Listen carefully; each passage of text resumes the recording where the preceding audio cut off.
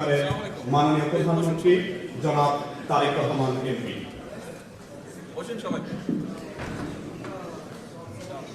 আমি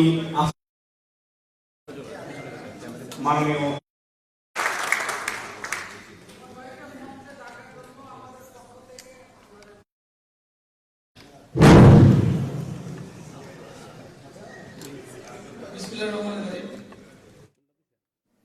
আমার এখানে তেমন এখানে আসছেন, আমরা অনেক দিনের আপনাদের একটা দাবি ছিল যে আমাদের মাননীয় প্রধানমন্ত্রী জনাব তারেক রহমানের সাথে আপনারা সাক্ষাৎ করবেন। এই জন্যই আজকে এই আয়োজন। আমাদের প্রেস সচিব উনি খুব চেষ্টা করেছেন আপনাদের জন্য। আজকে আমাদের মাঝে, আমি বলবো আপনাদের হয়ে, আমাদের মাঝে আমাদের প্রধানমন্ত্রী উপস্থিত হয়েছেন দেখে জেনে আমি ধন্যবাদ জানাচ্ছি। আর আপনারা যদি খুব গুরুত্বপূর্ণ প্রশ্ন থাকে, আপনারা, আমার মনে হয় এইটা রাখা উচিত, আমি দাবি করব আপনারা দুই একজন বলবেন, এটা আপনাদের পক্ষ থেকে দাবি। আর এই বলে আমি সবাইকে আবারও শুভেচ্ছা জানিয়ে আমার কথা শেষ করছি, বক্তব্য। আল্লাহ হাফেজ। আপনাদের দেখা সাক্ষাতে পর্যন্ত হয় নাই, মাননীয় প্রধানমন্ত্রীর সামনেই আমি তাদের সঙ্গে পরিচয় করিয়ে দিচ্ছি। কারণ পরাগ ভাই ছবির জন্যই আমরা অনেক কিছু থেকে উপকৃত হই। জনাব সুমন মাহমুদ। আসসালামু আলাইকুম। মাননীয় প্রধানমন্ত্রী জনাব তারেক রহমান, আমি একটু আবেগপ্রবণ হয়ে পড়েছি। দীর্ঘদিন পর এরকম একটি অনুষ্ঠানে আমাকে প্রথম বক্তব্য রাখতে হবে, এটা আগের থেকে কল্পনাও করিনি। ফলে বিষয়টা আমার কাছে একটু নতুনও বটে। আমরা 17 বছর এই বিএনপি বিটের যারা মাননীয় প্রধানমন্ত্রী আপনার সামনে,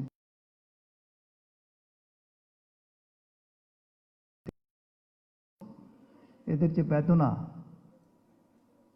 এটা যদি বর্ণনা করতে হয় একটা বই হয়ে যায়।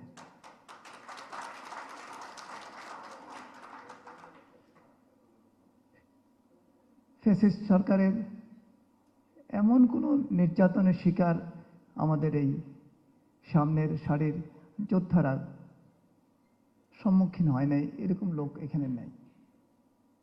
রিপোর্ট লিখতে গেলে অফিস থেকে শুরু করে এজেন্সি পর্যন্ত আমাদেরকে নানাভাবে নিপীড়ন, নির্যাতন এবং মানসিক চাপের ভিতরে রেখেছে। নির্বাচনের পর, অর্থাৎ 12ই ফেব্রুয়ারির নির্বাচনের পর আমরা একটু শ্বাস নিতে পেরেছি। মনে হয়েছে যেন আমরা একটা নতুন পৃথিবী, নতুন বাংলাদেশে বসবাস করছি। আর এই ক্ষেত্রে বিএনপির নিরঙ্কুশ সংখ্যাগরিষ্ঠতা আমাদেরকে সামনে পথ চলার একটা দিশারি আপনি দেখিয়েছেন। এবং আপনি আসার পর 25শে ডিসেম্বর সেই আমিও ছিলাম, লক্ষ মানুষের জনশ্রুতি, অনেক কষ্টে আমার এই ছিন্ন ছিন্ন দেহতে সেই সকাল থেকে অপেক্ষায় আই হ্যাভ এ প্ল্যান আমাকেও বিমুগ্ধ করেছে এবং আমাকেও বাঁচার শক্তি জুগিয়েছে।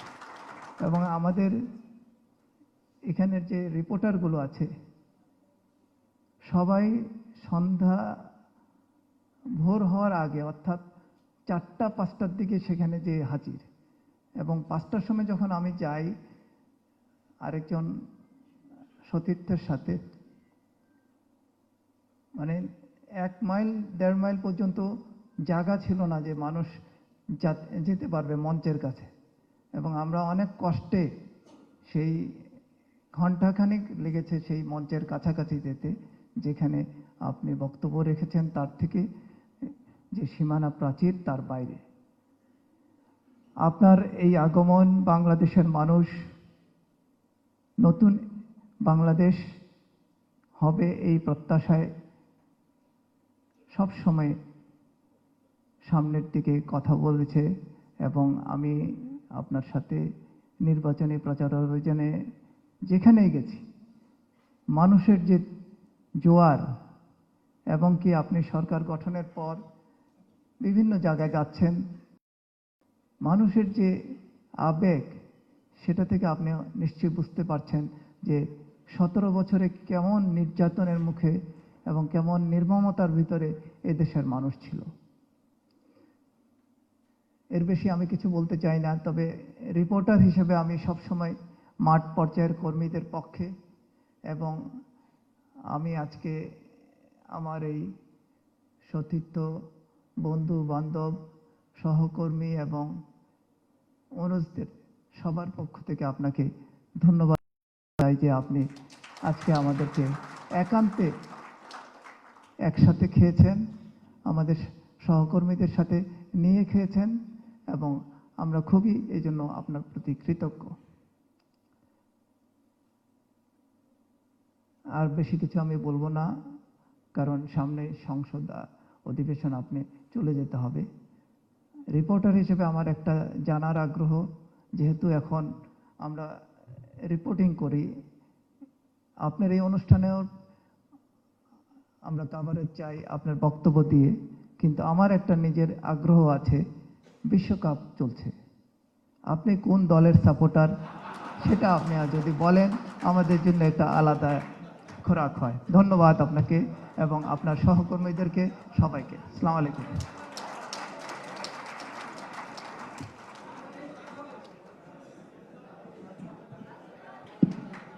অনেকদিন একটা দেশে ছিলাম তো আমি, অনেকদিন তো একটা দেশে ছিলাম আমি।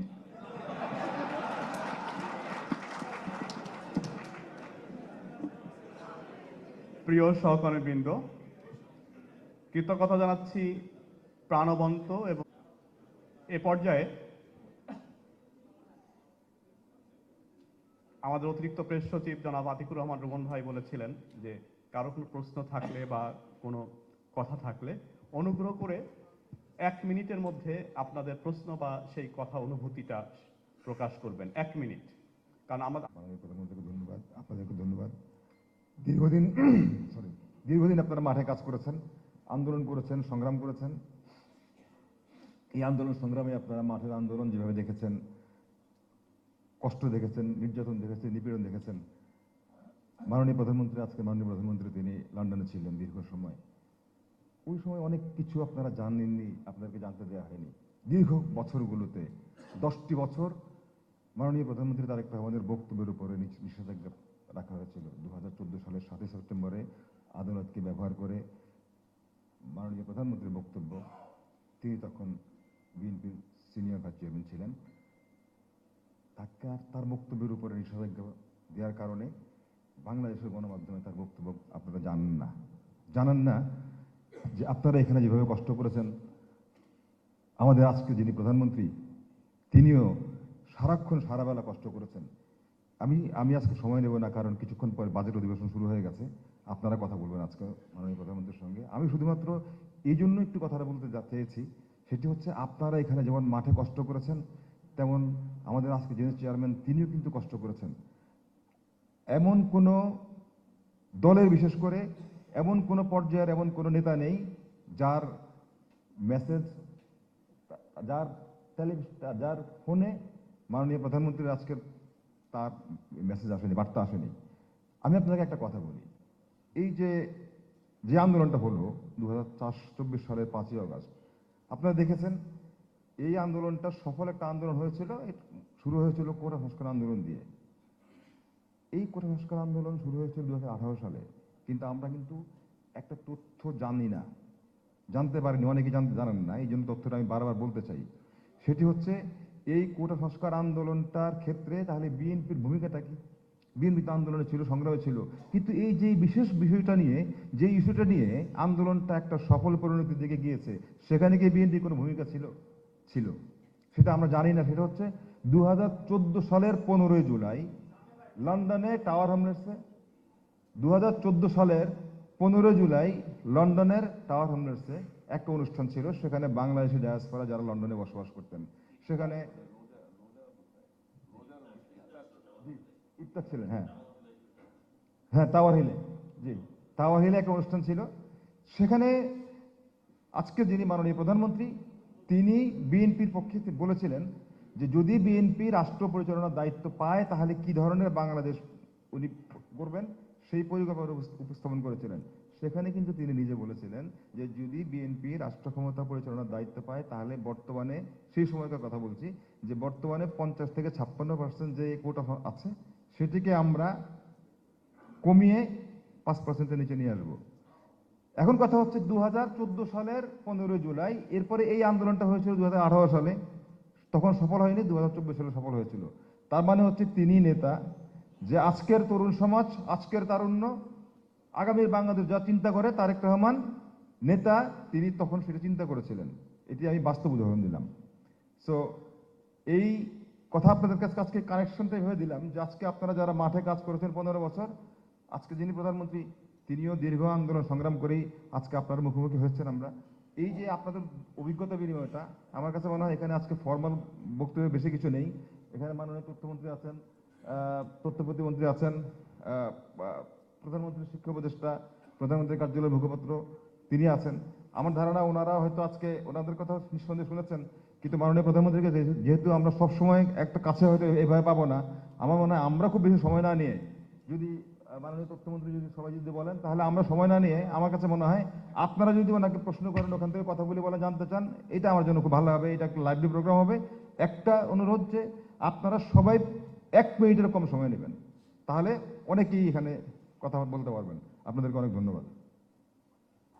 ধন্যবাদ জনাব সালেহ শিবলিকে। মাননীয় প্রধানমন্ত্রী। মাননীয় প্রধানমন্ত্রী, আমি বদরুল আলম নাবিল, বাংলা ভিশনের এক্সিকিউটিভ ডিরেক্টর, এক্সিকিউটিভ এডিটর হিসেবে কাজ করছি।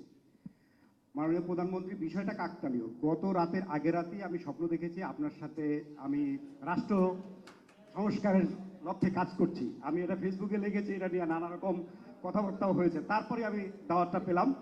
যাই হোক, আমি আসলে বাংলাদেশের পুরো একটু আমাদেরকে এইভাবে দেখতে হবে। প্রথমত আপনি দেখেছেন, আপনি যেই বিষয়টি বললেন এরকম ঘটনা যে ঘটছে না তা না, ঘটছে, আমি অস্বীকার করছি না।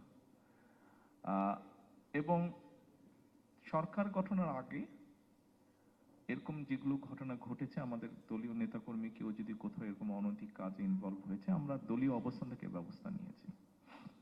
এখন যেহেতু আমরা সরকারে আছি, সরকার গঠন করেছি, এখনো এই ধরনের ঘটনা যদি কোথাও ঘটে থাকে, দুটো ব্যবস্থা আমরা নিচ্ছি। এক, দলীয় অবস্থান থেকে ব্যবস্থা যেটা নেওয়ার কথা সেটা আমরা নিচ্ছি। একই সাথে আমরা আইন অনুযায়ী যেটা হওয়া উচিত আমরা চেষ্টা করছি সেটাকে বাস্তবায়ন করার জন্য, সেই ব্যবস্থাটা যাতে হয়। এখানে আপনি একটা জিনিস দেখবেন, জিনিসটাকে যদি আমরা এইভাবে বিবেচনা করি, দেখুন একটা পরিবারে যখন 5-7 জন, 8 জন, 10 জন মানুষ থাকে, তার মধ্যে 2-1 জন মানুষ থাকে একটু দুষ্টু হয়। তারা যখন দুষ্টামি করে তখন পরিবারের বাকি সবাই তাদেরকে নিয়ে বুঝিয়ে আস্তে আস্তে ভালো করে, আস্তে আস্তে তাদেরকে ভালো করার চেষ্টা করে। তো সামগ্রিকভাবে এই দেশের মধ্যে অনেকদিন আমরা দেখেছি বিভাজন করে রাখা হয়েছিল। আমরা চাই দেশকে বিভাজন থেকে নিয়ে আসতে। হ্যাঁ, আপনার একটা মতামত থাকবে, আমারও একটা মতামত থাকবে, কিন্তু তার অর্থ এই নয় যে আমার মতামতটাকে বাস্তবায়নের জন্য একদম আপনার মতামতকে একদম দমিয়ে রাখবো এবং বিভাজিত করে দিব আমরা জাতি বা সমাজটাকে। আমরা এটা চাই না, এবং সেই জন্যই এই সমস্যাগুলো আইনের দৃষ্টিতে যেমন আমরা সমাধান করার চেষ্টা করব, একইভাবে এই মানুষগুলোকে যতটুকু সম্ভব কাউন্সেলিং করার মাধ্যমে আমরা চেষ্টা করব সমাজ থেকে যাতে এই মনোভাবটাই দূর করা হয়। অর্থাৎ এই যে মানুষের যে মাইন্ডসেট, অনেকের যে মাইন্ডসেট, এই মনোভাবটাকেই দূর করা হয়। এখানে আবার একটা বিষয় আছে, যে কথাটা আমি আগেও বলেছি। যেমন ধরুন, একটি পরিবার, গ্রামের পরিবারে হয়তো 2 ভাই বা 3 ভাই আছে, যেটা হয়েছে বলি, ঘটনা ঘটেছে বলি আমি উদাহরণ হিসেবে দিচ্ছি আপনাকে। এক ভাই হয়তো বিএনপি করত স্বৈরাচারের সময়, আরেক ভাই কোনো রাজনীতি করতো না, কিন্তু সেই পরিবারের হয়তো কোনো প্রপার্টি আছে। কিন্তু যে ভাইটি রাজনীতি করতো না তার সাথে হয়তো সেই সময়কার সরকারি দলের কারোর সম্পর্ক ছিল। এখন দুই ভাইয়ের মধ্যে জমি জমা বা ব্যবসা বাণিজ্য নিয়ে তো থাকেই, বা আমাদের দেশে এটা কমন ঘটনা। সে তখন ওই সম্পর্কটা ব্যবহার করে এই ভাইটাকে বঞ্চিত করেছে তার প্রাপ্য অধিকার থেকে। এখন 5ই আগস্টের পরে অন্য ভাই যে নন পলিটিক্যাল ছিল তাকে যে শেল্টার দিত সে তো ভেঙে গেছে বা লুকিয়ে গিয়েছে। আর 5 তারিখের পরে যেই ভাইটাকে ডিপ্রাইভ করা হয়েছে, যেই ভাইটি বিএনপি করতো, তার সামনে একটা সুযোগ এসে অন্তত তার ন্যায্য অধিকারটাকে প্রতিষ্ঠিত করার জন্য। কারণ সে যখন তার ন্যায্য অধিকারটাকে প্রতিষ্ঠিত করতে গিয়েছে ভাইয়ের সাথে, তখন এটাকে রাজনৈতিক রূপ দিয়ে দেওয়া হয়েছে। কাজেই ঘটনা কিছু ঘটেছে, কিন্তু অনেক ঘটনা আবার এমনও ঘটেছে। কাজে এই জিনিসগুলোকে আমাদের বুঝেও আমাদেরকে দেখতে হবে, অ্যাড্রেস করতে হবে।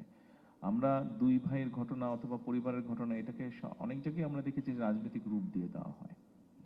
আর কিছু তো একটা বিষয় আছে, আপনি জানেন যে এই দেশে একটা আমাদের মধ্যে একটা এরকম সাইকোলজি আছে, কিছু লোক সবসময় চায় একটা সুবিধাজনক অবস্থায় থাকতে।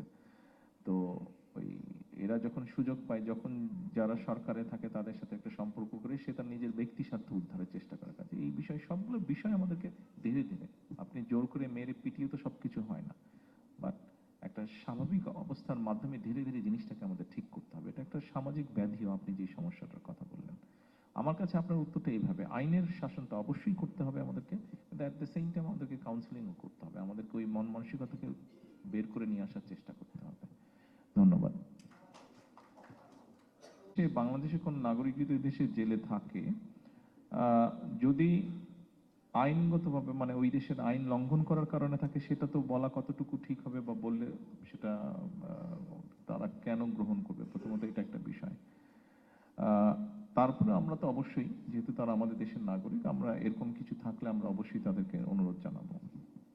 আর অন্য যে বিষয়টি আপনি বললেন, এখানে বোধহয় বিষয়টা অন্য জায়গায়, এখানে দোষটা আমাদের ভিতরেও আছে। এখান থেকে যারা লোকজন পাঠায়, দোষটা এখানেও আছে, ওইদিকেও কিছু সমস্যা আছে। এই সমস্যাটা নিয়ে কাজ করার চেষ্টা করা হচ্ছে। আমরা আশা করি হয়তো কোনো এক সময় ইনশাল্লাহ এই সমস্যাটা থেকে আমরা বেরিয়ে আসতে পারবো। আমরা কাজ করছি, সেজন্য এখনই আমি কিছু বলতে চাইছি না। আমরা চেষ্টা করছি এই সমস্যাটা থেকে যাতে মানুষকে এত কষ্টের ভিতর দিয়ে যেতে না হয়, এত খরচ যাতে মানুষের আননেসেসারি খরচ যাতে না হয়, সেটার উপর আমরা কাজ করছি। দেখা যাক আল্লাহ কি চায়, আমরা চেষ্টা করছি আমাদের। ধন্যবাদ। মাননীয় প্রধানমন্ত্রী, আমি একটু রাজনীতির বাইরে আসি। এটা কিন্তু নর্মালি কোনো সংবাদ সম্মেলন না, এই জায়গাটা সবাইকে মাথায় রাখার জন্য এক। আর 2 নম্বর হচ্ছে সংসদ অধিবেশন আছে, অতএব যারা প্রশ্ন করবেন কিংবা কথাবার্তা বলবেন 1 মিনিটের কম। Thank you. বিষয়টা হলো, এরা যারা সাংবাদিক সবাই কষ্ট করছে, বিগত দিনে সাংবাদিকদের জন্য যা করছে। মাননীয় প্রধানমন্ত্রী, আচ্ছা আমি একটু বলি। মাননীয় প্রধানমন্ত্রী, যেটা হচ্ছে যে গণমাধ্যম এবং সরকার, আচ্ছা বিষয়টা হচ্ছে কি, দেখুন আপনি প্রথমে এই প্রশ্নটা করার প্রথমে আপনি কি একটা কথা বলেছিলেন, আপনাকে ঘিরে একটা কার্টুন করেছিল, যেটা আপনি না না, নিজে শেয়ার গণমাধ্যম এবং সরকার সরকার শত্রু নয়। রাইট, আপনি যেটা বলেছেন সঠিকই বলেছেন। দেখুন আপনার কাজ কি, গণমাধ্যমের কাজ কি? গণমাধ্যমের কাজ হচ্ছে যে সামগ্রিকভাবে পুরো জিনিসটার মধ্যে চেষ্টা করা, একটা ব্যালেন্স রাখা। আচ্ছা, দ্বিতীয়ত আমার কাজ কি? আমি যেহেতু একটা পলিটিক্যাল গভর্নমেন্ট, আমি তো আমার দেশের মানুষকে কিছু কমিটমেন্ট দিয়েছি। স্বাভাবিকভাবে সরকার গঠন করলে আমি তো সেটা কমিটমেন্টগুলো বাস্তবায়ন করার চেষ্টা করবো। এটা হলো 1 নম্বর। দ্বিতীয় বিষয় হচ্ছে, যেহেতু আমি পলিটিক্যাল গভর্নমেন্ট, আমি একটা ইলেকশন ফেস করেছি, আমি আবার আরেকটা ইলেকশন ফেস করব। মানে আমি কেন চাইবো খারাপ কিছু করতে? মানে ভুল হতে পারে, সবকিছু যে আমি পারবো তা না, আমি চেষ্টা করব, ভুল হতে পারে, কিন্তু ইচ্ছাকৃতভাবে আমি কেন খারাপ কিছু করতে চাইবো? এটা একটা বিষয়, তাই না? এটা তো নর্মাল একটা লজিক্যাল বিষয়। তো এখন যেমন গতকালকে ওনারাই বলেছেন, এবং আমি ভদ্রলোকের নামটা উচ্চারণ করব না, উনি লন্ডনে এসেছিলেন, আমার সাথে দেখা হয়েছিল, একজন সাংবাদিক, মোস্টলি উনি বাইরেই থাকেন, বাইরে থেকে উনি কাজ করেন একটা পত্রিকায়। উনি আমাকে যেদিন প্রথম দেখা হলো, ওনার সাথে সেবারে আমার প্রথম দেখা হয়েছে। তো উনিও বলেছেন যে আমিও আপনার অনেক সমালোচনা করেছি, এবং উনি কথা প্রসঙ্গে আমাকে একটা কথা বললেন যে গত 17 বছর তো হয়েছে, তার আগেও সংবাদপত্র বোধহয় জিয়া পরিবারের উপরে সবচেয়ে বেশি অবিচার করেছে। এটা একজন সংবাদ কর্মী হিসেবে উনি আমাকে কথা বলেছেন, বাকিটা আমি আপনাদের কাছে ছেড়ে দিলাম, এটা বাদ বিচারের বিষয়।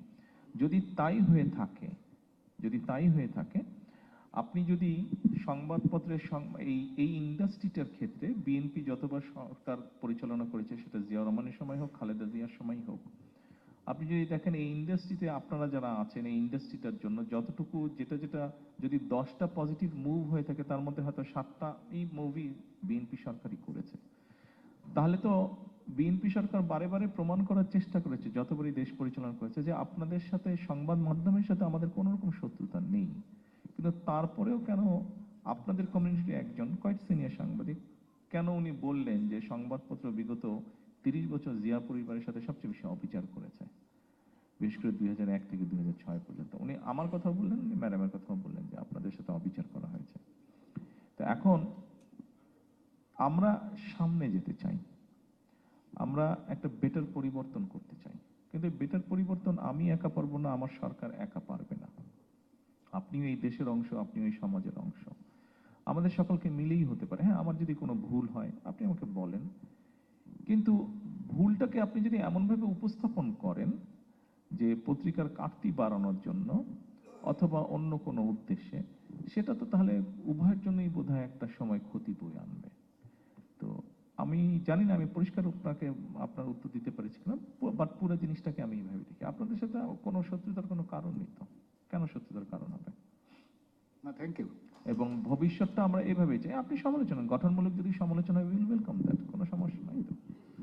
আপনি নিজেই বললেন যে আমার কার্টুন এঁকেছে, ওই দিন 2 দিন আগে আরেকটা কার্টুন আমাকে মতিউর রহমান ভাই, প্রথম আলোর, উনি একদিন এসেছিলেন আমার সাথে দেখা হচ্ছিল, উনি বললেন যে আমরা কিন্তু, ওনাদের একটা ম্যাগাজিন বের হয়, তো বললেন যে আমরা কিন্তু নেক্সট আপনার, হ্যাঁ হ্যাঁ রসালো, তো বললেন যে আমরা কিন্তু আপনার কার্টুন দিচ্ছি। আমরা কোনো অসুবিধা নেই দেন। বলে কার্টুনটা কিন্তু একটু বেশ কঠিন হবে। আমরা কিরকম? বলে ওই যে আমি তো সংসদে বক্তব্যে বলেছিলাম, গত সেশনের লাস্ট দিন বলেছিলাম যে ওই যে চেয়ারটা থেকে হিট ধরে, তো উনি এঁকেছিলেন যে আমি চেয়ারে বসে আছি এবং চেয়ার থেকে আগুন বেরোচ্ছে। বলে ওইটা কোনো অসুবিধা নেই, আপনার মতন করে কার্টুন দেন। তো উনি দিয়েছেন, সমস্যা নেই। আপনার যদি ওটা, উনি কেন দিয়েছেন, ওটা তো সমালোচনা কেন, ওটা উনি দিয়েছেন, কার্টুন তো কার্টুনের মতনই হবে। তো মূল বিষয়টা হচ্ছে আপনি আপনার বক্তব্য বলবেন, কেন বলবেন না, আমারও বক্তব্য আছে, কিন্তু ওটাকে ডিফারেন্ট উদ্দেশ্যে যদি আপনি উপস্থাপন করেন, তখন হয় কি সম্পর্কটা আস্তে আস্তে খারাপ হতে থাকে। তো আমরা কেন সম্পর্কটা খারাপ করতে চাইবো, এটাই। Thank you. আসসালামু আলাইকুম। আমার নাম নুরুন নাহার উইলি, আমি মাছরাঙা টেলিভিশনে কাজ করি। তো আমার একটু জানতে চাও, একটু রাজনৈতিক প্রশ্নও বলতে পারেন, যে গত 100 দিন তো সরকার পার, কারণ 30 লক্ষ কোটি টাকার ঋণ নিয়ে আমরা যাত্রা শুরু করেছে এই সরকার। শুরুতেই পরের দিন থেকে রোজা শুরু হয়েছে, স্বাভাবিক চেষ্টা করতে হয়েছে পুরো রোজাটাকে ম্যানেজ করা। তারপরে রোজা শেষ না হতে হতে এই মধ্যপ্রাচ্য ইস্যুটা এসে গেল, যেটার জন্য পুরো বিশ্বই কম বেশি সাফার করেছে। তাহলে আপনি 100 দিনের হিসাব মোটামুটি পেয়ে যাচ্ছেন। জি, আসসালামু আলাইকুম। মাননীয় প্রধানমন্ত্রী, আমি আহমেদ সালেহীন। আমি বছর আজকে সকালে আমি যখন আমার নাস্তা টেবিলে ছিলাম, আমার বাবা আজকে আমার সাথে কথা বলছিলেন কিছুক্ষণ। ওনার সাথে আমার দেখা হয় না প্রায় সময়, সকালে বেরিয়ে যাই, আবার অনেক রাতে বাড়ি যাই। তো কোনো কারণে আমার বাবা পল্লী বিদ্যুৎ উন্নয়ন বলেছিলেন, যেটি জিয়া রহমানের হাতে প্রতিষ্ঠিত। আমি আপনাদেরকে অনুরোধ করব, আমার কথাটা আপনারা যারা সমর্থন করবেন, আমার প্রথমত বিশ্বাস অধিকাংশই সমর্থন করবেন, যারা সমর্থন করবেন এই কথাটা যদি আপনারা সবার মাঝে পৌঁছে দিতে পারতেন। আমরা মাত্র শুনলাম যে এখানে আমি যেই কথাটা কলল সাহেবের ওনার প্রশ্নের বলেছিলাম বিপরীতে, যে আমরা বিভাজনের বিষয়টি দেখেছি, এটা থেকে আমরা বের হয়ে আসতে চাইছি। অবশ্যই আমি আমার বক্তব্য রাখার সুযোগ থাকলে সেখানে আমি উল্লেখ করতাম যে আপনারা এই ঘরে যারা বসে আছেন, আপনারা বিএনপি বিট হিসেবে যারা এখানে বসে আছেন, আপনারা সহ আপনাদের বাইরেও আরো কিছু হয়তো সাংবাদিক ভাইয়েরা আছেন যারা বিগত স্বৈরাচার সময় অনেক কষ্ট করেছেন, অনেক রিস্ক নিয়েছেন। আমাদের নেতাকর্মীরা যেরকম রিস্ক নিয়েছে, আপনাদের মধ্যে অনেকেই সেরকম রিস্ক নিয়েছেন। আমাদের নেতাকর্মীরা কি হয়েছে না হয়েছে এটা আপনারা ভালো করেই জানেন। স্বাভাবিক ইমোশনাল একটা ব্যাপার, যেটা মাত্র আমরা শুনলাম যে যারা অত্যাচারিত হয়েছে, নির্যাতিত হয়েছে, তাদের জন্য কিছু করা। এই কমপ্লেনটা বা এই চাওয়াটা যেমন আপনাদের ভিতর থেকে আছে, এটা আমাদের দলের বহু লক্ষ হাজারো লক্ষ নেতাকর্মীর মধ্যে আছে। বাট আমি এটার সাথে কিছুটা ডিফার করি, আমি ব্যক্তিগতভাবে কিছু ডিফার করি। আমি মাঝে মাঝে বলার চেষ্টা করি, আমার নেতাকর্মীরা জেল খেটেছে, অত্যাচারিত হয়েছে, শারীরিকভাবে নির্যাতিত হয়েছে, মানসিকভাবে। আমি প্রত্যেকটার মধ্যে দিয়ে গিয়েছি, প্রসেসের মধ্যে দিয়ে। আমি জেলের মধ্যে থেকে এসেছি, আমি শারীরিকভাবে নির্যাতিত হয়েছি, মানসিকভাবেও নির্যাতিত হয়েছি। আমি মনে করি এই মুহূর্তে আমাদের চিন্তাটা হ্যাঁ হয়েছে, সেক্ষেত্রে আমি অনেক কিছু বলতে পারি যে আমি এই হারিয়েছি, ওই হারিয়েছি, এটার জন্য দায়ী, সে সেটার জন্য দায়ী। আমাকে শারীরিকভাবে নির্যাতন করার জন্য এখনো এক্সরে করলে দেখা যাবে আমার পিঠের হাড্ডিটা এখনো বাঁকাভাবে একটু লেগে আছে, বিকজ যেহেতু প্রায় অনেক দিন আমাকে এটার পরেও ফেলে রাখা হয়েছিল, প্রপার টাইমে চিকিৎসা করা হয়নি, সেই জন্য হাড্ডিটা একটু বাঁকাভাবে লেগে গিয়েছে। 4 সপ্তাহ, 3 থেকে 4 সপ্তাহের মধ্যে হাড্ডি জোড়া লেগে যায়, হিউম্যান হাড্ডি, আপনারা জানেন বোধহয়। বাট আমি এখন যদি যারা এটার জন্য দায়ী, আমি যদি সেটা হয়তো সেটা করার আমার পক্ষে পসিবল, কিন্তু আমি যদি সেরকম করি, আমারটা কি জোড়া লাগবে হাড্ডি? বাট আমি এখনো যেই পেইনটা মাঝে মাঝে অনুভব করি, আমার কি সেই পেইনটা চলে যাবে, বন্ধ হয়ে যাবে অনুভব করা? তা তো হবে না। আমার মনে হয় সেই জন্য আমাদের একটা এই মাইন্ডসেট থেকে বেরিয়ে আসা উচিত। আমাদের চিন্তা করা উচিত, ঠিক আছে, আমাদের হাতে যখন, অর্থাৎ আপনি এখনো বেঁচে আছেন, আপনি এখনো চলছেন, আপনি এখনো ফিরছেন, আপনি এখনো আপনার পরিবার আপনজনের সাথে আছেন, আপনি আপনার শুভাকাঙ্ক্ষীদের সাথে আছেন, আপনি আল্লাহ দেওয়া আলো বাতাস আপনি দেখছেন। আমার মনে হয় আমাদের চিন্তা করা উচিত এভাবে যে আমরা অ্যাকচুয়ালি এখন কি কন্ট্রিবিউট করতে পারি for the nation and for the people, for the country. এইভাবে আমাদেরকে বোধহয় বিষয়টা একটু চিন্তা করা উচিত। হ্যাঁ, আমার এই ক্ষতি হয়ে গেছে, ইন রিটার্ন আমার এটা পেতে হবে, বা এটা থেকে বোধহয় একটু আমাদের অবস্থান পরিবর্তন করা উচিত। এই কথাটা আপনাদেরকে বলছি, আমাকে দয়া করে সাহায্য করবেন এই কথাটা আমার নেতাকর্মীদের কাছেও পৌঁছে দেওয়ার জন্য। আপনাদের মাধ্যমে সেটা সম্ভব। ধন্যবাদ। আসসালামু আলাইকুম। আরো হবে প্রশ্ন? মাননীয় প্রধানমন্ত্রী, আসসালামু আলাইকুম। আমার নাম জাহানারা পারভিন, আমি 26 বছর। এই প্রশ্নের উত্তরটা খুব সম্ভব আমাদের মধ্যে এখানে কয়েকজন যারা প্রশ্ন করেছেন ওনাদের কারো একজনের উত্তরের মধ্যে ছিল, যে খুব সম্ভব সুমন ভাই বোধহয় উত্তর, ওনার বক্তব্যে উনি উত্তরটা বলেছেন যে উনি যখন বিভিন্ন জায়গায় যাচ্ছেন নির্বাচনের পরে, আমি বিভিন্ন জায়গায় গিয়েছি, উনি মানুষের চোখে মুখে যেটা দেখেছেন আমার মনে হয় একই জিনিস বোধহয় আমিও দেখছি। So I'll be honest with you, এটা নিয়ে অনেকে অনেক রকম অর্থ করতে পারে, বাট অবশ্যই দায়িত্বের একটা চাপ অসম্ভব অনুভব করছে। প্রচুর সমস্যা, প্রচুর limitation, at the same time বিভিন্ন শ্রেণী পেশা মানুষের প্রত্যাশা অনেক বেশি। সো অসম্ভব একটা চাপ অনুভব করছি দায়িত্বের। আমি ওদিন এটা আমি আব্বার কাছ থেকে শুনেছিলাম কয়েকদিন আগে। আমি অফিস থেকে যখন বাসায় যাচ্ছি, তখন আমার সাথে গাড়িতে যারা ছিল, খুব সময় রুমন বোধহয় ছিল গাড়িতে, তো তখন আমি বলছিলাম, আব্বা একসময় কথা বলছিলেন ওনার একজন সহকর্মীকে, যে দিনটা যদি 24 ঘন্টা না হয় 48 ঘন্টা হতো তাহলে বোধহয় একটু সুবিধা হতো, আর একটু বেটার কাজ করা যেত। আমার কাছে আমি ওদিন বলছিলাম যে মনে হয় উনি বোধহয় আসলেই কথাটা সঠিক বলেছেন, যে দিনটা মানে কখন অফিসে ঢুকছি এবং কখন সন্ধ্যা হয়ে যাচ্ছে একটু বুঝতেই পারছি না, আমি দম ফেলানোর টাইম পাওয়া যাচ্ছে না। তো সেই জন্য আমারও মনে হয় যে আসলে 24 ঘন্টা না হয় যদি 48 ঘন্টা হতো তাহলে বোধহয় একটু বেটার হতো। ধন্যবাদ। আসসালামু আলাইকুম, আমার নাম আব্দুর রহমান জাহাঙ্গীর, আমি বার্তা সংস্থা ইউএনবি ডেপুটি এডিটর। মাননীয় প্রাইম মিনিস্টার, আমি নির্বাচনের আগে একটা সাংবাদিকদের সাথে মত বিনিময় মধ্যে এই চিনমতিতে করা যাবে না, অনেক খরচ এটা, আর একটু কম খরচের জায়গায় করতে হবে। আসসালামু আলাইকুম প্রধানমন্ত্রী, আমার নাম মিজানুর রহমান সবুজ। আমি হেলদি হয়, কিন্তু দেখেন কম দামি খাবার কিন্তু হেলদি বেশি। জি জি, অনেক ধন্যবাদ। আমার প্রশ্ন হচ্ছে, মাননীয় প্রধানমন্ত্রী, বেশিরভাগ মিডিয়ারই এখন সোশ্যাল মিডিয়া একটা প্ল্যাটফর্ম আছে, কিন্তু খুব ইম্পর্টেন্ট একটা ইস্যু, এটা দিয়ে মানুষকে বিভ্রান্ত করা হচ্ছে এইসব করে। স্বাভাবিকভাবে আমরা কোনো সমাজে, সিভিলাইজ সমাজে নিশ্চয়ই এটা চাইবো না যে মানুষ বিভ্রান্ত হোক, এবং এটার উপরে কাজ করা হচ্ছে। আইনগত একটা ভিত্তি প্রয়োজন আছে। এই আইনটা কিভাবে কি হলে যারা সঠিক সত্য নিউজটা প্রকাশ করছেন তারা ক্ষতিগ্রস্ত হবেন না, কিন্তু যারা বিভ্রান্ত বা মিথ্যা বা অপপ্রচারের চেষ্টা করছে তারা আইনের দৃষ্টিতে সঠিকভাবে অপরাধী হিসেবে বিবেচিত হবে, সেটা চেষ্টা করা হচ্ছে তৈরি করার জন্য। আমরা মনে হয় শীঘ্রই, খুব শীঘ্র না হলে মোটামুটিভাবে শীঘ্রই আমরা এটার ব্যাপারে হয়তো একটা পদক্ষেপ নিব। মাননীয় প্রধানমন্ত্রী, আমার নাম জাহাঙ্গীর আকন্দ, আমি বাংলা মিশনের চিফ করবো না। সেটি হচ্ছে যে আমার যেহেতু আমি অনেক বছর ধরে বিএনপি বিট করি, আমার একটা আকাঙ্ক্ষা ছিল বেশ কয়েক এই প্রশ্নের উত্তরে আমি যেটা বলতে পারি, যেটা প্রেস কমিশন আছে, আমার মনে হয় এই বিষয়টা বোধহয় ওনাদের কাছ থেকে আসবে।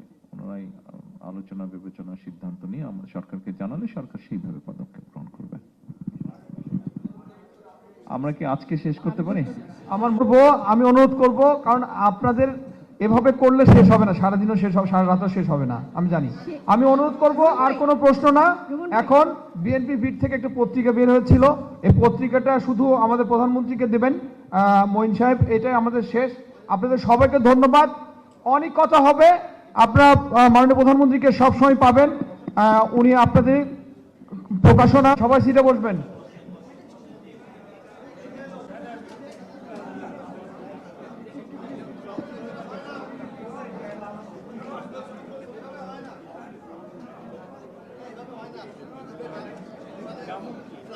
আপনারা সবাই সিটে বসুন প্লিজ, সবাই সিটে বসুন। সবাই এখন আপনাদের সামনে দুটি কথা বলবেন আমাদের আজকের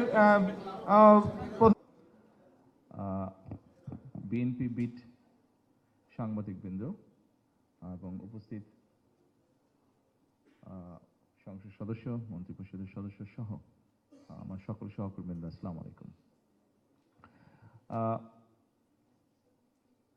আমার মনে হয় আমরা এতক্ষণ যে প্রশ্ন উত্তর যেটা আপনারা করলেন, আমাকে কিছু জিনিস জিজ্ঞেস করলেন, আমি যেটা বললাম মোটামুটিভাবে অনেকগুলো কথা হয়ে গেছে। তবে একজন আমাদের সাংবাদিক ভাই যেটা প্রশ্ন করলেন, আজকের দিনটা আমাদের জন্য একটা সংবাদপত্র জগতের জন্য, বাংলাদেশের সংবাদপত্র জগতের জন্য একটা ইম্পর্টেন্ট দিন বইটি। এই দিনে, আজকের এই দিনে বাংলাদেশের সকল সংবাদপত্র একসময় বন্ধ করে দেওয়া হয়েছিল, হাতে গোনা মাত্র 4টি সংবাদপত্র ছিল। সেখান থেকে আজকে আমরা এতগুলো সাংবাদিক ভাইদের সাথে আমরা কথা বলছি, তার মানে একটা জিনিস প্রমাণিত হয়েছে যে এখন সংবাদপত্রের যে টুটি চেপে ধরা হয়েছিল সেটি অন্তত এখন নেই এই মুহূর্তে। এটা 1 নম্বর বিষয়। 2 নম্বর বিষয়, এই যে সংবাদপত্রের যে আমরা যেটা বলি মাল্টিপ্রেসি ডেমোক্রেসি, যেভাবে সংবাদপত্রের স্বাধীনতাকে কেড়ে নেওয়া হয়েছিল, মাত্র 4টা সংবাদপত্রকে সব বন্ধ করে দিয়েছিল। একই সময় আমরা দেখেছি বাংলাদেশের সব রাজনৈতিক দলকে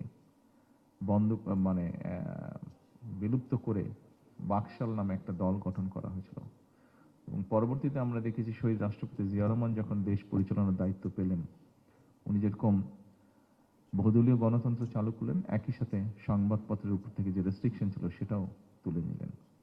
পরবর্তী সময় কি হয়েছে, কতটুকু হয়েছে, এটা আপনাদের কথা থেকেও বেরিয়ে এসেছে। আমি আজকে আরো 2-1টি কথা আমার মনে হয় বলা উচিত, না বললেই নয়, যেটা আমি অলরেডি বলেছি, আবারও আমি তুলে ধরতে চাইছি। বিগত 1 যুগেরও বেশি সময় ধরে এই দেশের মানুষ তাদের গণতান্ত্রিক অধিকার বা রাজনৈতিক অধিকার ফিরে পাবার জন্য বিভিন্নভাবে রাজপথের আন্দোলনে ছিল তারা, এবং সেই আন্দোলন স্বাভাবিকভাবেই রাজনৈতিক দলগুলি এই আন্দোলনগুলোকে পরিচালনার নেতৃত্ব দিয়ে থাকে। এবং পৃথিবীর সব ইতিহাসে দেখা গিয়েছে একসময় গিয়ে দলমতে নির্বিশেষে সব স্তরের মানুষ এইটাতে নেমে আসে, সেটা রাজনৈতিক দলের নেতৃত্বে হোক অথবা সামাজিক আন্দোলনের রূপেই হোক। একটা সময় মানুষ নেমে এসে যখন অত্যাচারের মাত্রা খুব বেশি বেড়ে যায়, এবং 5ই আগস্ট তার আগে দিয়ে এরকমই ঘটনা ঘটেছিল, এবং 5ই আগস্ট সেটা একটা পরিপূর্ণতা লাভ করেছিল। তার আগে পর্যন্ত দীর্ঘ 17 বছর যেই সময়টা মানুষ তার অধিকার আন্দোলনে নিজেকে নিয়োজিত রেখেছিল, আমরা দেখেছি বিএনপি বিটে আপনারা যারা কাজ করেছেন বহু বছর ধরে, আমার দলের নেতাকর্মী যেমন টিয়ার গ্যাসের সেলের যে টিয়ার গ্যাস সেটির যন্ত্রণায় যেরকম কাতরিয়েছে, আপনারাও কিন্তু আমাদের নেতাকর্মীর পাশাপাশি আপনারাও সেরকম যন্ত্রণায় কাতরিয়েছেন। এরকম অনেক ঘটনা ঘটেছে যে তৎকালীন আইন শৃঙ্খলা বাহিনী একটি জায়গা ঘিরে ফেলেছে, যেখান থেকে আমাদের অনেক নেতৃত্বকে বা আমাদের কোনো প্রচণ্ড অ্যাক্টিভ কোনো কর্মীকে তুলে নিয়ে যাবে। বিএনপিতে সাংবাদিকদের কারণে এরকম অনেক নেতৃত্ব বা অনেক অ্যাক্টিভ কর্মী সেদিন রক্ষা পেয়েছিল, সে অ্যারেস্ট হওয়া থেকে রক্ষা পেয়েছিল, আপনারা সহযোগিতা করছেন। আগে সুযোগ হয়নি, এত বছর সুযোগ হয়নি, আজকে আপনাদের সাথে সামনাসামনি কথা বলার বা বসার সুযোগ হয়েছে এই অনুষ্ঠানে। আমি আমার দলের নেতাকর্মীদেরকে তাদের বিপদের সময় এই সহযোগিতা করার জন্য এবং তাদের অত্যাচার নির্যাতনের কাহিনী শত বাধা বিপত্তির মধ্যেও যতটুকু সম্ভব হয়েছে তুলে ধরার জন্য এবং একই সাথে তাদের পাশাপাশি থেকে সেই একই কষ্ট আপনারাও ভোগ করেছেন, সেই কষ্ট আপনারা ভোগ করেছেন, এই সকল কিছু মিলিয়ে আমার অবস্থান থেকে আমি আন্তরিকভাবে আমার দলের পক্ষ থেকে আপনাদের ধন্যবাদ জানাতে চাই। প্রিয় সাংবাদিক ভাইরা, আপনারা যেরকম কথা প্রসঙ্গে কেউ কেউ বললেন যে আপনাদের এই বিষয়টি প্রয়োজন বা ওই বিষয়টি প্রয়োজন বা এটা করা উচিত ওটা করা উচিত, একইভাবে আপনাদের বিষয়গুলি অবশ্যই আমাদের অবস্থান থেকে যতটুকু সম্ভব নিশ্চয়ই আমরা সেগুলো অ্যাড্রেস করব। বাট এখানে একটি কথা আছে, আমি যখন বলেছিলাম যে আসুন আমাদের নিজের চিন্তা কিছুটা আমরা পরিবর্তন করার চেষ্টা করি। হ্যাঁ, আমার সাথে হয়েছে, আপনি এখন প্রতিশোধ নিলেই কি আপনার সেটা আপনি ফেরত পাবেন বা একদম আগের মতন হয়ে যাবে? হবে না। তাহলে আমরা আমাদের সেই মাইন্ডসেট থেকে বেরিয়ে এসে ঠিক আছে আমরা কি করতে পারি, দেশের জন্য, সমাজের জন্য, মানুষের জন্য কি করতে পারি, পারি বা পারি না পারি সেটা হচ্ছে পরের ব্যাপার, অন্তত চেষ্টা তো করতে পারি, আমরা সাকসেসফুল হওয়া পরের ব্যাপার। অন্তত এই মাইন্ডসেট নিয়ে আমরা কেন সামনের দিনে এগোই না? আমরা যখন খাচ্ছিলাম, আমি আপনাদেরই কয়েকজন সহকর্মীর সাথে আমার টেবিলে বসে আমি খাচ্ছিলাম এবং তখন আমি আমার কতগুলো কথা আমি তুলে ধরছিলাম। আমরা একটি ব্যাপারে সবাই কনসার্ন, আপনারাও আপনাদের পত্রিকায় প্রায় এরকম নিউজগুলো আসে, দেখি। যেমন ধরেন আমাদের ইয়াং জেনারেশনের মধ্যে একটা প্রবলেম দেখা দিয়েছে, হয়তো বিশ্বব্যাপী কম বেশি আছে, আমাদের এখানেও খুব আছে, সেটা হচ্ছে ড্রাগের প্রবলেম। এখন আপনি কতজনকে ধরবেন, কতজনকে চিকিৎসা দেবেন, কতজনকে আপনি কাউন্সিল করবেন, সবকিছুতে একটা রিসোর্সের লিমিট আছে, ক্যাপাবিলিটি আছে, ক্যাপাসিটি আছে। তাহলে বিষয়টিকে আর অন্য কিভাবে অ্যাড্রেস করা যায়? বিষয়টিকে হয়তো অ্যাড্রেস করার আরও কিছু উপায় আছে। আমি যা যা তখন খাবার টেবিলে যে কয়েকজনের সাথে আলাপ করছিলাম, আমি এখন সামগ্রিকভাবে সবার সামনে তুলে ধরতে চাইছি। আমি আমার চিন্তাটা আপনাদের সামনে তুলে ধরছি। এই সুযোগ তো সবসময় পাবো না, সেজন্য আজকে তুলে ধরছি সংক্ষিপ্তভাবে। দেখুন, ব্যাপারটাকে আমাদের অবশ্যই অ্যাড্রেস করতে হবে যে এই সমস্যা থেকে কিভাবে আমাদের ভবিষ্যৎ প্রজন্মকে বের করে নিয়ে আসবো। কিন্তু এই চিন্তার পাশাপাশি বা এই সমস্যা থেকে বের হওয়ার পাশাপাশি আরেকটাও বিষয় আছে যে আমার ভবিষ্যৎ প্রজন্মকে তো আমার সঠিকভাবে গড়ে তুলতে হবে তাদেরকে, যাতে তারা ভবিষ্যতে এই দেশটাকে গড়তে পারে, সামনে নিতে পারে, গড়ে তুলতে পারে। একটা ছেলে বা মেয়ে যেই হোক না কেন, 15 বছর বা 18 বছর বা 20 বছর বা 22 বছর বা 25 বছর, এই আমরা সবাই এই স্টেজটা পার হয়ে এসেছি। এই সময় একটা মানুষের শারীরিক বা মানসিক যে এনার্জিটা থাকে, সেই এনার্জিটা তাকে বার্ন করার একটা এভিনিউ দিতে হবে, একটা স্কোপ দিতে হবে, সেই সুযোগ তাকে ক্রিয়েট করে দিতে হবে।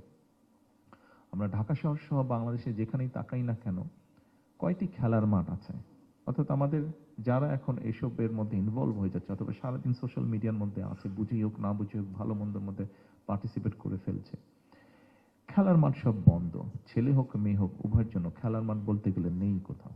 আচ্ছা, তারপরে আপনি যতই শিক্ষিত হন, আপনার মধ্যে যদি কালচার না থাকে, আপনি কি সিভিলাইজড দাবি করতে পারবেন না? নিজেকে অসম্পূর্ণ রয়ে যাচ্ছে। আপনার শিক্ষা যে বিকাশ, সেটা আপনি সম্পূর্ণভাবে ফুটে দিয়ে তুলতে পারবেন না যদি আপনার মধ্যে কালচার না থাকে। এর বাইরেও দেখুন, এই যে এনার্জিটা আছে ইয়াং জেনারেশনের মধ্যে, যে এনার্জিটা আছে মানসিক বা শারীরিক, এটা তাকে এইটা বার্ন করার জন্য তাকে তো ইনোভেশনের স্কোপ দিতে হবে।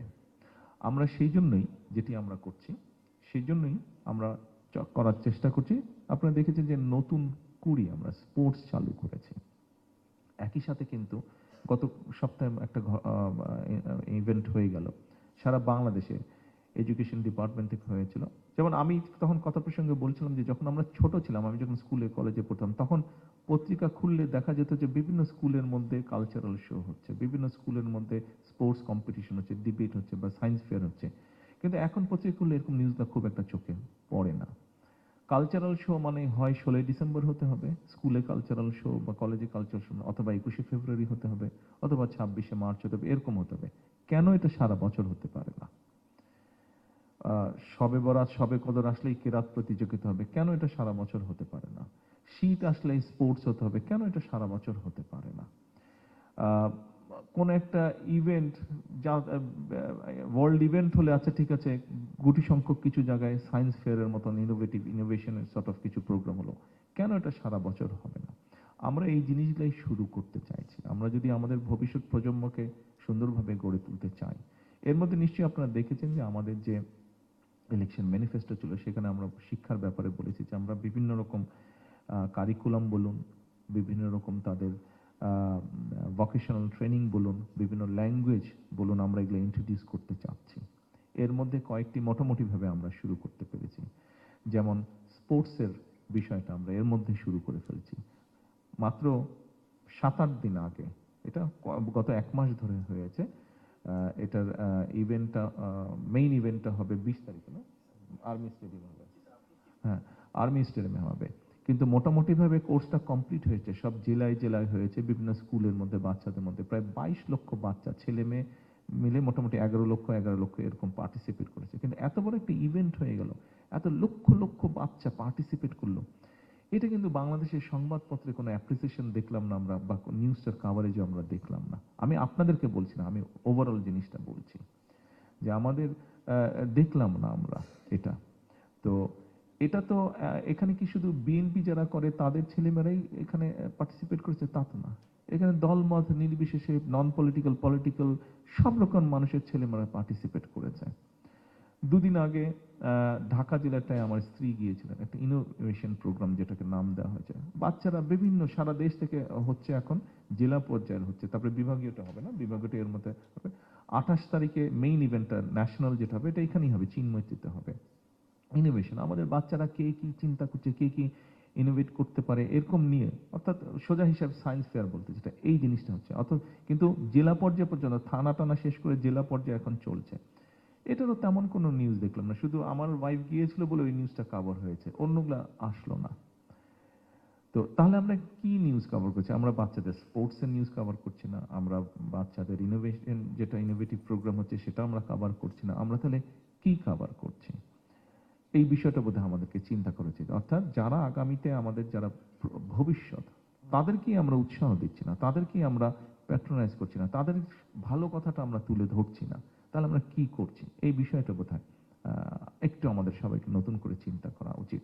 হ্যাঁ, আমরা তো রাস্তাঘাট বানাবো, অন্য কাজও করবো আমরা, কিন্তু এই বিষয়গুলো, যেমন এখানে আমাদের তথ্যমন্ত্রী আছেন, সরকার গঠন করার কয়েকদিন পরেই আমি ওনাকে দেখেছি। আমি ওনাকে দেখে বললাম, দেখুন 17 বছর পরে দেশে আসার পরে একটি জিনিস খুব, এবং এটা আমি আজকে লাঞ্চের টেবিলেও আমি আলাপ করলাম, আসার পরে আমার কাছে, এতদিন তো বাইরে থেকে সোশ্যাল মিডিয়া দেখে আমার কাছে মনে হচ্ছিল, বাট আসার পরে জিনিসটা আমার কাছে মনে হচ্ছে, আমার কাছে দেখুন, আমরা সকলে যখন ছোট ছিলাম, আমাদের বয়স যখন 15-16 বছর ছিল, 18 বছর ছিল, আমাদের বিহেভিয়ারটা বোধহয় একটু অন্যরকম ছিল। এখন যারা নিউ জেনারেশন, আমরা বোধহয় আরো একটু ডিসেন্ট বা সোবার বা এরকম কিছু ছিলাম, আরো সফট ছিলাম বোধহয়। আমরা সফট ওয়ার্ডটা বোধহয় মোর অ্যাপ্রোপ্রিয়েট হবে, আমরা বোধহয় আর একটু সফট ছিলাম।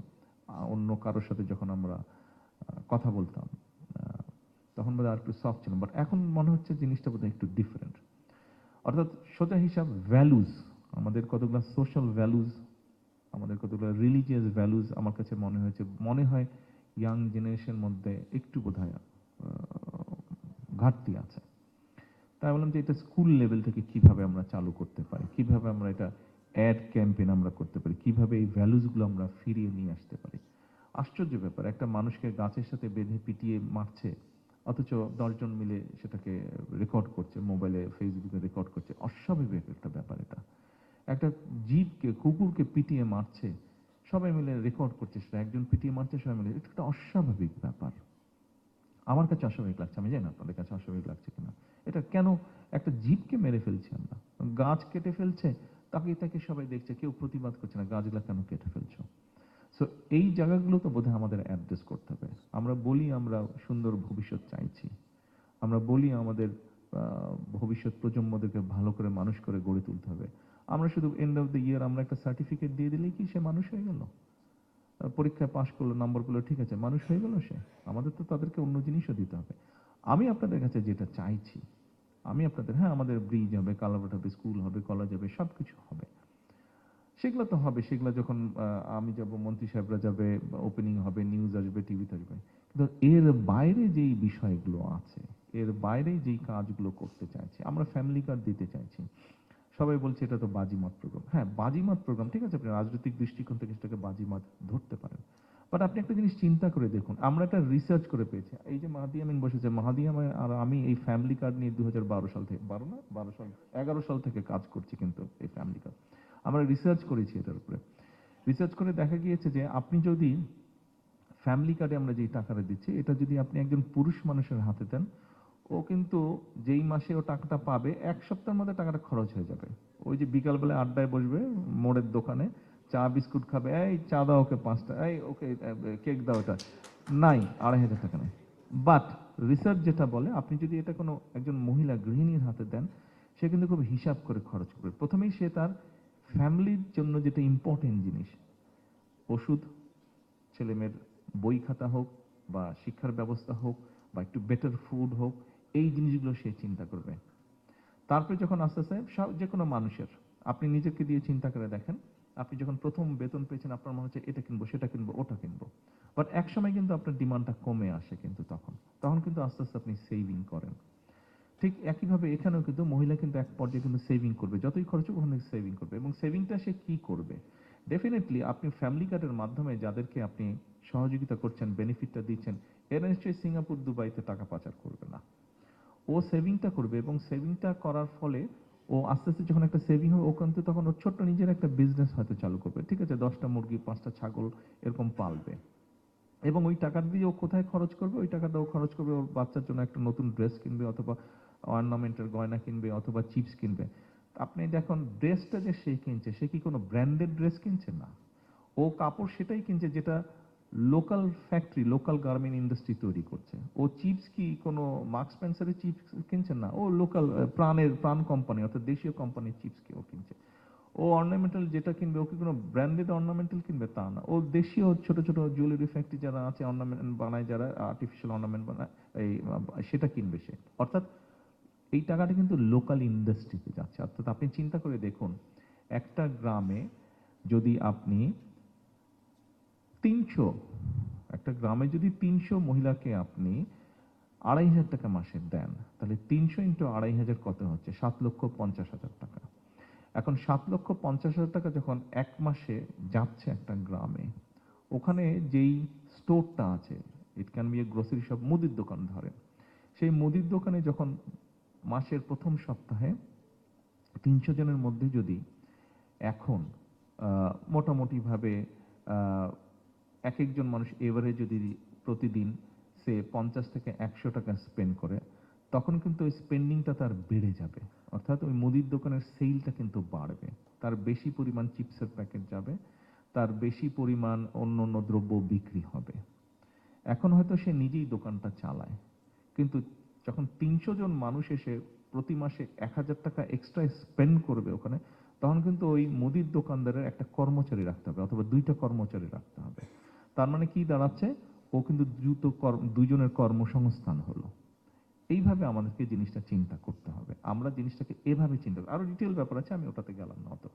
এভাবে ঠিক একইভাবে ফার্মার্স কার্ডের ক্ষেত্রেও কিন্তু জিনিসটা এরকমই হচ্ছে। অর্থাৎ যেটা আমরা চাইছি যে গ্রামীণ যে মানুষ আছে, আমাদের প্রায় 75% মানুষ গ্রামে বসবাস করে। এই যে রুরাল মানুষ যারা আছে, এরা ইকোনমিকভাবে যাতে এম্পাওয়ার্ড হয়, কিছুটা এদের মেরুদণ্ড, অর্থনৈতিক মেরুদণ্ড যাতে স্ট্রেনদেন হয়। বিকজ এখানে আমার জন্য এটা করা ইজি অ্যাজ এ গভর্নমেন্ট হিসেবে, এবং করাটাও মোর সেফ। ওই যে বললাম প্রথমে যে এই টাকাটা কিন্তু পাচার হচ্ছে না, এই টাকাটা ভেরি মাচ আমার ইকোনমির মধ্যে রয়ে যাচ্ছে এবং ইনডাইরেক্টলি আমার দেশীয় যে ইন্ডাস্ট্রিগুলো আছে সেগুলোকে যাতে আমরা সাপোর্ট দিতে পারি, আমরা ইনসেন্টিভ দিতে পারি। আমরা ঠিক আছে আলাদা ফান্ড ক্রিয়েট করে, যেটা অলরেডি করা হয়েছে, 60,000 কোটি টাকার একটা ফান্ড করা হয়েছে বাংলাদেশ ব্যাংক থেকে বিভিন্ন ইন্ডাস্ট্রিকে সাপোর্ট, সেটা করা যেতে পারে। কিন্তু তারপরেও আপনার পারচেজিং পাওয়ার যদি মানুষের না বাড়ে, তাহলে তো আপনি ইন্ডাস্ট্রি করেন যেটাই করেন তাহলে তো চলছে না কোনো কিছু। তো মানুষের পারচেজিং পাওয়ার আমার বাড়াতে হবে এবং এভাবেই আমরা সেটা ইকোনমিক্যাল গ্রোথ করতে চাচ্ছি। তো এখন ফ্যামিলি কার্ড আমরা প্রথমে ঠিক করেছিলাম যে কোন ধরনের মানুষ পাবে, পরে আমরা চিন্তা করে দেখলাম যে না, আমরা যদি শুধু সিলেক্ট করে দিই যে কোন ক্যাটাগরির মানুষ পাবে, তাহলে এখানে একটা কারাপশনের পসিবিলিটি রয়ে যায়, যেটা আমাদের দেশে হয়, এটা সেই জন্য আমরা তখন ঠিক করলাম যে এটা আমরা ইউনিভার্সাল করে দেবো। একজন কৃষকের স্ত্রী, একজন মুদির দোকানের স্ত্রী, একজন স্কুল মাস্টারের স্ত্রী, একজন মসজিদের মক্তবের একজন শিক্ষক, তার স্ত্রী যেমন পাবে, আমার স্ত্রী পাবে, আপনাদের সকলের স্ত্রী পাবে। বাট 2,500 টাকা না হলেও আমাদের মোটামুটি অনেকের আমাদের প্রয়োজন নেই আমাদের স্ত্রীদের 2,500 টাকা, আমরা এটা ডিক্লাইন করব, আমরা এটা নিব না, আমরা স্টেটকে টাকাটা ফেরত দিয়ে দেবো। বাংলাদেশে প্লাস মাইনাস 4 কোটির মতন ফ্যামিলি আছে, আমরা 4 কোটি ফ্যামিলির যে ওয়াইফরা আছেন 4 কোটিকেই আমরা ইনশাল্লাহ দেওয়ার চেষ্টা করব। বাট আমাদের হিসাব বলে 1.5 কোটির মতন ফ্যামিলির প্রয়োজন হবে না এটা, অর্থাৎ 1.5 কোটির রিসোর্স কিন্তু স্টেটের কাছে ফেরত আসছে। সো জিনিসটাকে আমরা বেটার ভাবে আরো ইউটিলাইজ করতে পারবো। আপনারা এর মধ্যে কিছু কিছু জায়গায় নিউজ করেছেন যে হ্যাঁ ফ্যামিলি কার্ড ঠিক মতন দেওয়া হচ্ছে না, যার প্রাপ্য না সেও পাচ্ছে, ব্যাপারটা কিন্তু এরকম না। গ্রাম পর্যায়ে হ্যাঁ যে একটু ওয়েল অফ সে হয়তো পেয়েছে, সে হয়তো এক টাইমে পাবে, সে হয়তো 3 মাস পরে পাওয়ার কথা এখন পেয়ে গেছে। ঘাপলাটা এখানে হচ্ছে কারণ ওরা যেই বেসিসে জিনিসটা করছে, যে ইনফরমেশনের ভিত্তিতে করছে, সেখানে কিছুটা গন্ডগোল আছে। সেই জন্যই আমরা বারে বারে বলছি পাইলট প্রজেক্ট, এগুলাকে কোথায় কি এরার্স হচ্ছে এগুলাকে চেক করে, যাতে যখন আমরা ইনশাল্লাহ এই বছর থেকে, এই জুলাই মাস থেকে আমরা নেক্সট 1 বছরের জন্য প্রায় 41,20,000 ফ্যামিলিকে আমরা পৌঁছে দিব, এটাতে যাতে আমাদের ভুল ভ্রান্তিটা আরো কম হবে, ভুল ভ্রান্তি কিছু তারপর যাতে কম হয়, সেই জন্য আমরা গত 3 মাস পাইলট প্রজেক্ট রান করেছি। আপনাদের সামনে এরকম বললে অনেক লম্বা হয়ে যাবে কথাগুলো, তো যেই মূল কথাটা বলতে চাইছি,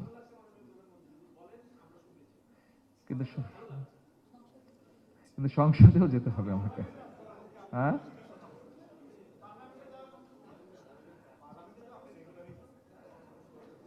ট্রু। আচ্ছা, আপনারা যদি এই বাজেটটা খেয়াল করে দেখেন, দেখুন এই বাজেটের মধ্যে আপনারা নিশ্চয়ই খেয়াল করেছেন যে অনেকগুলো প্রোডাক্ট, অনেকে বলেছে এই ইন্ডাস্ট্রির উপরে ট্যাক্স বাড়িয়ে দিয়েছে, ওই ইন্ডাস্ট্রির উপরে প্রোডাক্টের উপরে ট্যাক্স বাড়িয়ে দিয়েছে। আমরা কার্টেল করেছি অনেক, বাট কিছু কিছু প্রোডাক্টের ট্যাক্স বেড়েছে।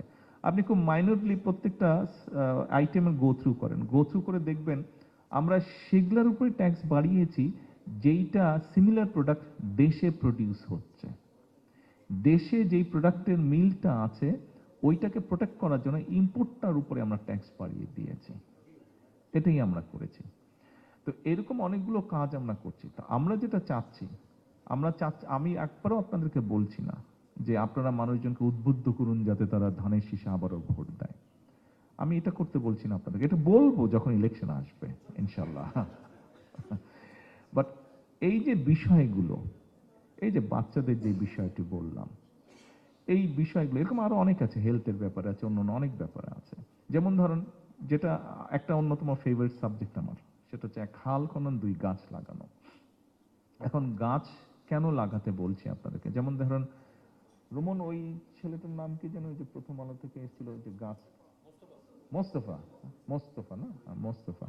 তো হঠাৎ আমি একদিন নিউজে দেখলাম যে এরকম একটা, তো কে করেছে, পরে আমি রুমনকে বললাম যে রুমন আমি কথা বলবো ছেলেটার সাথে, তো নিয়ে আসলো। তো ওর কাছ থেকে আমি শুনলাম যে দুল্লাহাজারিয়াতে যে ট্রেন লাইনটা চলে গিয়েছে, এই ট্রেন লাইনটা করার জন্য এবং আশপাশ সবকিছু মিলিয়ে 6 লক্ষের মতন গাছ কেটে ফেলা হয়েছে। আপনি জাস্ট চিন্তা করেন, 6 লক্ষ গাছ ছিল নাই, এবং এর মধ্যে অনেক মাদার ট্রি যেগুলার বয়স 50, 60, 70 বছর হয়ে গেছে বা আরো বেশি হতে পারে, এরকম হাজার হাজার গাছ কেটে ফেলা হয়েছে। একটা বিষয় আমি যেহেতু আপনাদের সাথে কথা বলছি, একটা জিনিস আমি খুব মিস করি, এত বছর যে লন্ডনে ছিলাম, একটা জিনিস খুব মিস করি। আমি যেই পাড়াটায় ছিলাম, সেই পাড়াটাতে কক্সবাজার যাওয়ার পথে যেরকম বড় বড় গর্জন গাছ দেখেন না, ওই পাড়াটাতে এরকম অনেক বড় বড় গাছ। আপনাদের বোধহয় অনেকের সাথে পরিচয় আছে। মাসুদ নামে একটা ছেলে আম্মার সাথে থাকতো। মাসুদ বোধহয় অনেকে আপনারা চেনেন। তো একদিন আম্মা কথা বলবেন আমার সাথে, তো মাসুদ ফোন দিয়েছে। আমি তখন কে জানি এসেছিল আমার বাসার কাছে, আমরা যেই পাড়া থাকতাম ওখানেই একটা হোটেল ছিল, আমি ওখানে বসতাম ঢাকা থেকে যদি কেউ দেখা করতে যেত। তো আমি হেঁটে আসছি, ও যখন কল দিল ভিডিও কল, তো আমি ধরলাম। তো আমি বললাম যে ঠিক আছে 10 মিনিট পরে করো, আমার আর 10 মিনিট লাগবে হেঁটে যেতে। আমি নর্মালি ওখান থেকে হেঁটে যাওয়া আসা করতাম, হেঁটে গেলে 15 মিনিট, আসতে আবার 15 মিনিট, হাফ এন আওয়ার হাঁটা হতো। তো ও দেখে হঠাৎ আমাকে, স্যার আপনারা কি গ্রামে থাকেন নাকি? আমি কেন? বলে এই যে এত গাছপালা। ও বলছে শহরের মধ্যে থেকে দালান কোঠা হবে, লন্ডন মানে দালান কোঠা, সুন্দর সুন্দর বিল্ডিং। আমি বলছি না, এটা শহর থেকে একটু দূরে, বাট ভেরি মাচ টাউন এটা। তো এখন আমি খুব মিস করি ওই গাছগুলো, বিশাল বিশাল সব গাছ, খুব ভালো লাগতো আমার। আর সামারে, এখন তো সামার আসছে, তো বিভিন্ন আমাদের দেশে কোকিলের মতন একটা পাখি ছিল। তো একটা ডাক দিলে আরেকটা ডাক দিত, বিকালের দিকে আরেকটা ডাক দিত। মাঝে মাঝে আমি ওদের ওই গান শোনার জন্যই হাঁটতাম, যেদিন কাজ থাকতো না, গান শোনার জন্য আমি হাঁটতাম। একটা ডাকে আরেকটা ডাকে আরেকটা ডাকে, মানে ইকোর মতন হচ্ছে পাখিগুলার ডাক, খুব সুন্দর লাগতো, খুব মিস করি আমি। তা আমি যখন ওটা দেখলাম, ওর কাছ থেকে শুনলাম, মোস্তফার কাছ থেকে, আসলে আমার কাছে খুব খারাপ লেগেছে। আরেকদিন আমি দেখলাম একটা নিউজ যে আপনার মেরিন ড্রাইভ, ওটার মধ্যে এক্সটেনশন হবে কক্সবাজারে, 3000 গাছ কাটা পড়বে। তা আমি তখন আমাদের যে রোড কমিশন মিনিস্টার রবি, উনাকে বললাম যে আপনি একটু যান, গিয়ে সাবজেক্টটা দেখেন, 3000 গাছ কেটে ফেলবে কেন? আর কোনো উপায় নেই, এত বড় বড় ইঞ্জিনিয়ার, নিশ্চয়ই একটা উপায় বের করা যাবে। তো পরে গিয়ে বোধহয় অ্যালাইনমেন্টটা একটু বোধহয় 3 ফিট না কত ফিট সরিয়েছে, 3000 গাছ বেঁচে গেছে। উদ্দেশ্য আপনাদের কাছে যেটা, আমার অ্যাপিলটা আপনাদের কাছে যেটা, আমরা কিন্তু সবাই পারি এরকম করতে। আপনারা আমাকে সাহায্য করতে পারেন এই কাজগুলো করতে, আমি আছি আপনাদের। কতটুকু পারবো বলতে পারবো না। যেই সাংবাদিকটা মোস্তফা যেমন ওটা করেছে, আমি ওকে বললাম যে ঠিক আছে, ওখানে গাছ কেটেছে, আমি ওখান থেকে আমাদের অফিসিয়াল যে বৃক্ষরোপণ অভিযান, আমি ওখান থেকেই শুরু করব। তো সেই জন্যই আমি দুলহাজারে গিয়েছিলাম, যে আমি ওখান থেকেই শুরু করবো। ওই জায়গায় আমার জিতটা হয়েছে, যে গাছগুলা কেটেছে, গাছগুলো আবার ইনশাল্লাহ লাগাবো আমরা। তো অর্থাৎ হচ্ছে যে আপনারা আমাকে এরকম অনেক সাহায্য করতে পারেন এই বিষয়গুলো, এরকম বিষয়গুলো। শুধু সরকার একা পারবে না, আপনারা যদি, সেই জন্যই আমি তখন কলল ভাই যেটা বললেন যে শত্রুতা আছে, নাহলে আমি তো ভবিষ্যৎ জানি না। তবে ব্যাপারটা হচ্ছে আপনার সহযোগিতা তো আমার লাগবে। আপনার সহযোগিতা না পেলে তো আমি বুঝতে পারবো না জিনিসটা। সহযোগিতা পেলেই অন্তত বুঝতে পারবো যে কাজটা ভালো হচ্ছে না খারাপ হচ্ছে, অথবা ভালো কাজের পথটা আপনাকেও দেখাতে হবে, আমি দেখবো আমার মতন করে, আপনাকেও দেখাতে হবে। অর্থাৎ আমাদের প্রত্যেককে এগিয়ে আসতে হবে। এই সহযোগিতাটা আমি আপনাদের কাছে চাইছি। আপনাদের কাছে আজকের এই অনুষ্ঠানে আমার যে অ্যাপিলটা, অর্থাৎ আমাকে যদি আপনারা হেল্প করেন, আমার জন্য কাজটা করতে অনেকটা ইজি হবে। আমাদেরকে আমাদের পরিবেশটা বাঁচাতে হবে, আমাদেরকে আমাদের ভবিষ্যৎ প্রজন্মকে বাঁচাতে হবে, আমাদের সন্তানদেরকে, আমাদেরকে যেভাবে হোক তাদেরকে আমাদের রাইট ট্র্যাকে রাখতে হবে। সেটা শিক্ষার মাধ্যমে হোক, সেটা কালচারের মাধ্যমে হোক, সেটা স্পোর্টসের মাধ্যমে হোক, সেটা মানবিক, সামাজিক, ধর্মীয় মূল্যবোধগুলো তাদের মাঝে দেওয়ার মাধ্যমে হোক। আজকে এই পর্যন্ত রাখি, আপনাদের কাছে এতটুকু অ্যাপিল জানিয়ে আজকে শেষ করছি। ইনশাআল্লাহ আবার দেখা হবে, কথা হবে। আসসালামু আলাইকুম। মাননীয় প্রধানমন্ত্রীর কাছে আমরা লাস্ট একটা রিকোয়েস্ট করব আপনাদের পক্ষে। আপনারা যে অনুরোধ করেছেন, আমরা 3টে গ্রুপে ভাগ হয়ে 6 মিনিট সময় নেব, 3টা গ্রুপ ছবি উঠবে। আমরা মাননীয় প্রধানমন্ত্রী উপরে দাঁড়াবেন, আপনারা সবাই নিচে দাঁড়াবেন। প্রথম ওম্যান নিচে। আমরা যা ভাইয়েরা আছি সবাই সিটে বসি। ডান দিক থেকে প্রথম 30 জন আসেন, ডান দিক থেকে প্রথম 30 জন, আস্তে আস্তে।